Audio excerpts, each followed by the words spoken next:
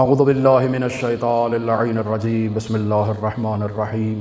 امام محمد باقر اللہم صلی علی محمد وآل محمد وعجل فرج۔ امام علیہ السلام کی ایک نصیحت ہے شیعیان امیر المؤمنین علی بن ابی طالب علیہ آلاف و طیب الثنا سے متعلق۔ امام جعفر صادق علیہ السلام اس روایت کے راوی ہیں۔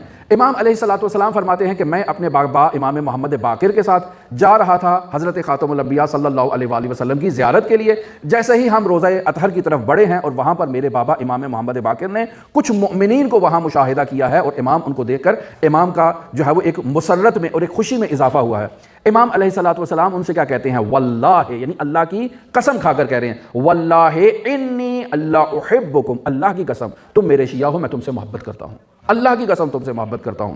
پھر فرماتے ہیں وَأُحِبُّ رِيحَكُمْ، اللہ کی قسم صرف تم سے محبت نہیں کرتا، تمہارے بدن سے اٹھنے والی مہک سے بھی میں اللہ کی قسم محبت کرتا ہوں۔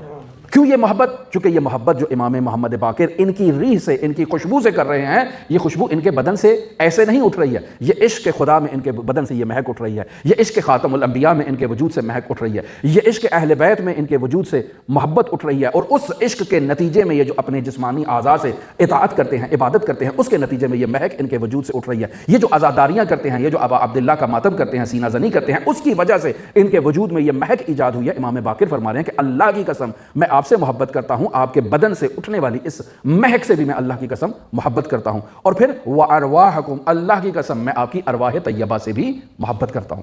اب یہاں امام علیہ السلام ان کو کیا نصیحت فرماتے ہیں؟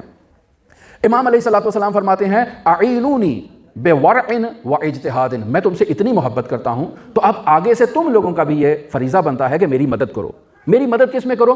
ورع کے اندر اور اجتہاد کے اندر میری مدد کرو۔ یعنی کیا؟ یعنی اللہ کی اطاعت میں، اللہ کی فرمانبرداری میں تم میری مدد کرو، تم اطاعت کرو اس کی جو خاتم الانبیاء تعلیمات لے کر آئے ہیں، جو ہمارے اجداد نے تعلیمات بیان کی ہیں، جس کے لیے سید الشہداء نے قربانی دی ہے۔ تم میری مدد کرو، ان احکام پر عمل کرنے کے نتیجے میں ورع اختیار کرو اور اجتہاد کرو، یعنی کوشش کرو، جد و جہد کرو کہ اس پر پاسداری کرو، یعنی اس پر عمل کرو۔ یہ تمہارا وظیفہ ہے۔ کیوں؟ چونکہ محب ہے تو محب کے پیچھے معرفت موجود ہے، اور اس محبت کا لازمہ کیا ہے؟ اطاعت ہے۔ لہٰذا یہ انسان جس کے وجود میں محبت موجود ہے، جس کے وجود میں اطاعت موجود ہے، یہ سرکل کمپلیٹ ہوگا اسی معرفت کے نتیجے میں۔ لہٰذا میری مدد کرو اپنی معرفت میں اضافے کے نتیجے میں، میری معرفت یعنی اہل بیت کی معرفت اور اہل بیت کے فرامین اور احکام اور تعلیمات کی معرفت کے نتیجے میں تمہارے وجود میں جو محبت میں اضافہ ہوگا، جس کے نتیجے میں تمہارے اعمال میں نکھار ظاہر ہوگا، اس انداز میں تم میری مدد کرو۔ خوب، پھر حضرت فرماتے ہیں فَإِنَّهُ لَا يَنَالُ وِلَایَتُنَا،